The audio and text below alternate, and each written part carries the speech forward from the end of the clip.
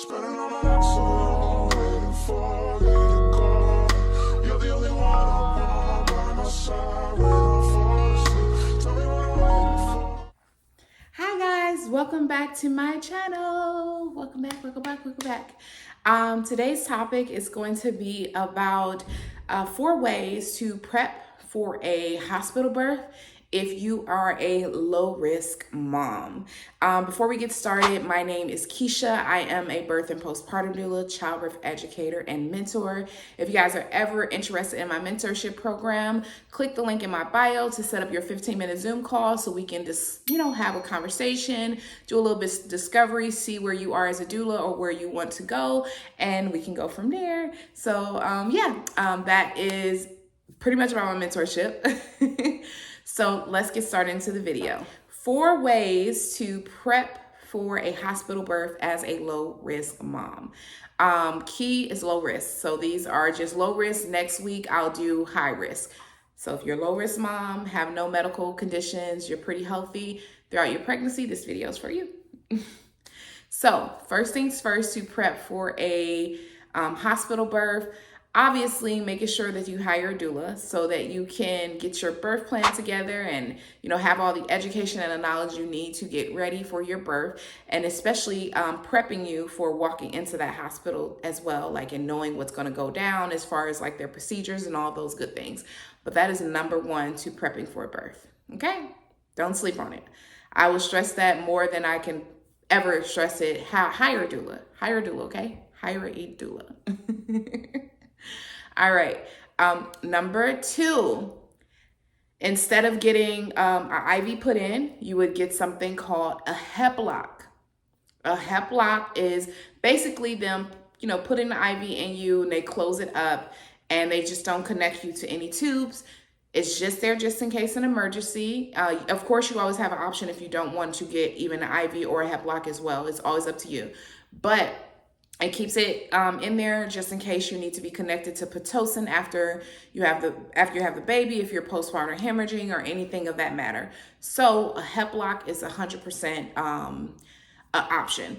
Just make sure you let your provider know when you get to the hospital, hey, I don't want to do an IV, or the nurse, you know what I mean.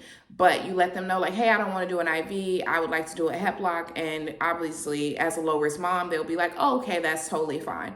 It's your world. We just live in it. I can't repeat that enough. So hep lock is 100% important.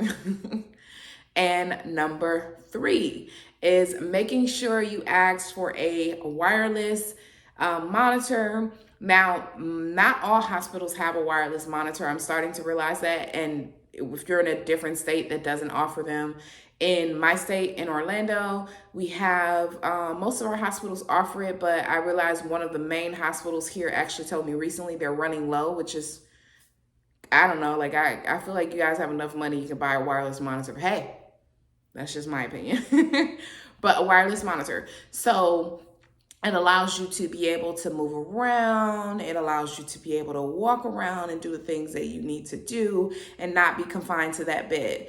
Labor is not meant for you to lay in a bed and just sit there on your back. It intensifies your contractions when you are laying on your back. Movement is so important. It helps with dilation, it helps with all that stuff.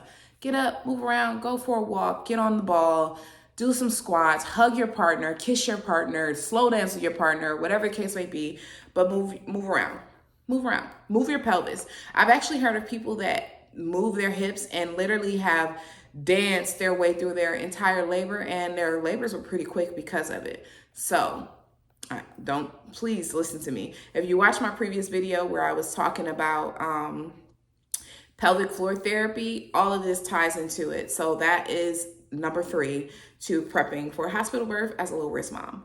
And number 4, prepping for a hospital birth as a low-risk mom. Make sure that you eat and you drink, bring you some coconut water, bring you some body armor, and things like that. Bring you honey, peanut butter, fruit, anything that's giving you that carb feel that you need. Labor is 100% it takes a lot of energy out of you. It's like going for a marathon. So you want to continue to provide yourself with energy and fuel. I'm gonna give you a little bit of a tip that a lot of people don't know. I don't know if you've had a baby and you have them come into the room and they give you a popsicle just out of nowhere, or if they tell you, oh, baby's heart rate is a little flat. What kind of popsicle would you like? That is because baby is like, I'm hungry. It's been 16 hours. So a little of a snack, a little bit of some honey, a spoonful of peanut butter, a bite of an apple, nothing too crazy. You don't need anything too extreme on your stomach, but eat when you're hungry, and your body will naturally actually reject food. But that is another way to prep for a hospital birth. And yeah, those are my 4 little tips. Yeah.